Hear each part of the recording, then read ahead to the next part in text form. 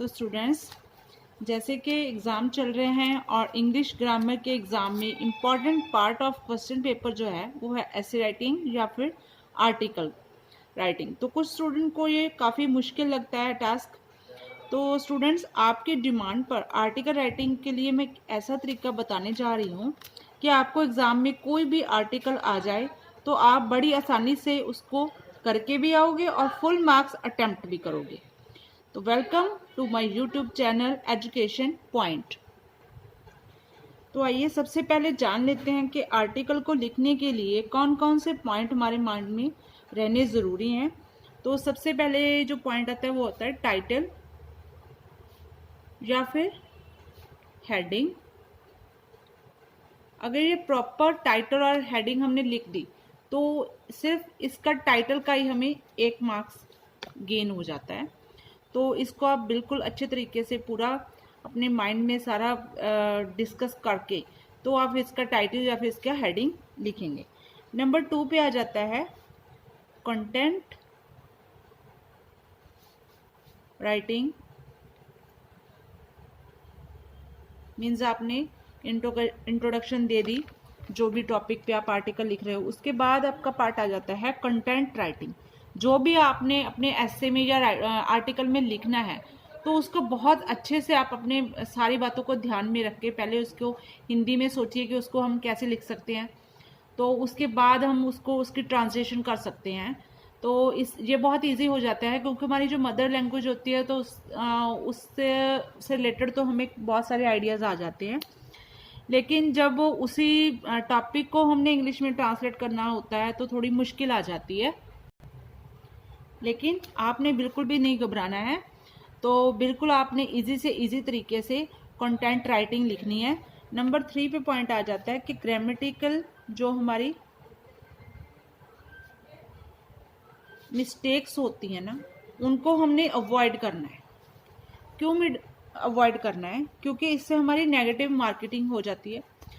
तो फिर इसके लिए हमने एक ट्रिक और यूज़ कर सकते हैं कि ग्रामेटिकल मिस्टेक अगर हमें प्रॉब्लम आती है तो हम अपने कंटेंट में सिंपल से सिंपल लैंग्वेज को यूज़ करके उसको लिख सकते हैं और अपनी जो बात है उसमें रख सकते हैं।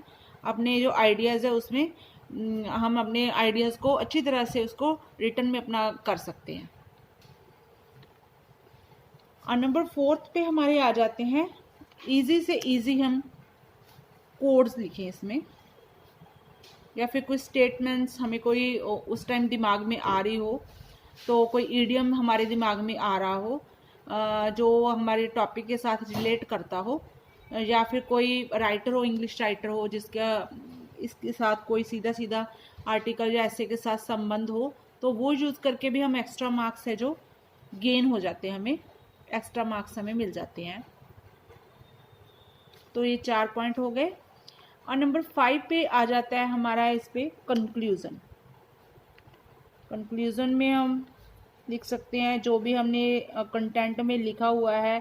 अगर हम किसी प्रॉब्लम के बारे में लिख रहे हैं तो कंक्लूज़न में हम उसको प्रिवेंट करने के भी तरीके लिख सकते हैं, जिससे हमें थोड़ा लेंथी हो जाता है। ऐसे आपको ज़्यादा से ज़्यादा जो राइटिंग स्किल्स आपको इसमें यूज़ करने हैं।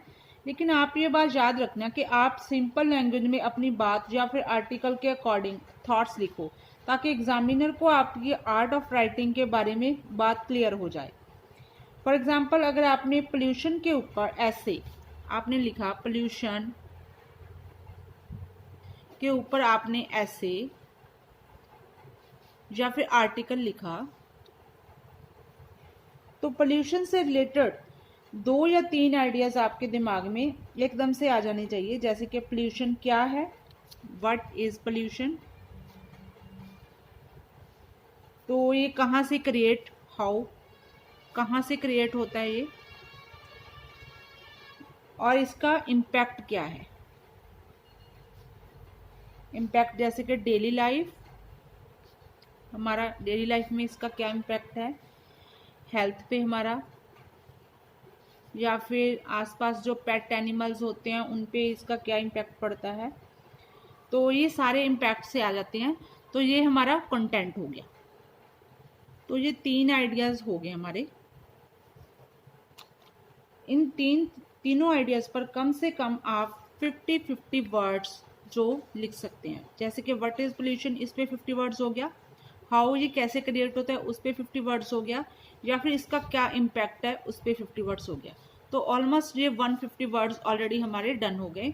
तो 150 वर्ड हमने ये कर लिए। 50 मार्क्स का हमने इसका हेडिंग लिख दिया या फिर इसका जो हम इसकी इंट्रोडक्शन दे रहे हैं वो हो गया। तो ऑलमोस्ट कम से कम हमारे 200 वर्ड्स यहीं पे ख़त्म हो जाते हैं।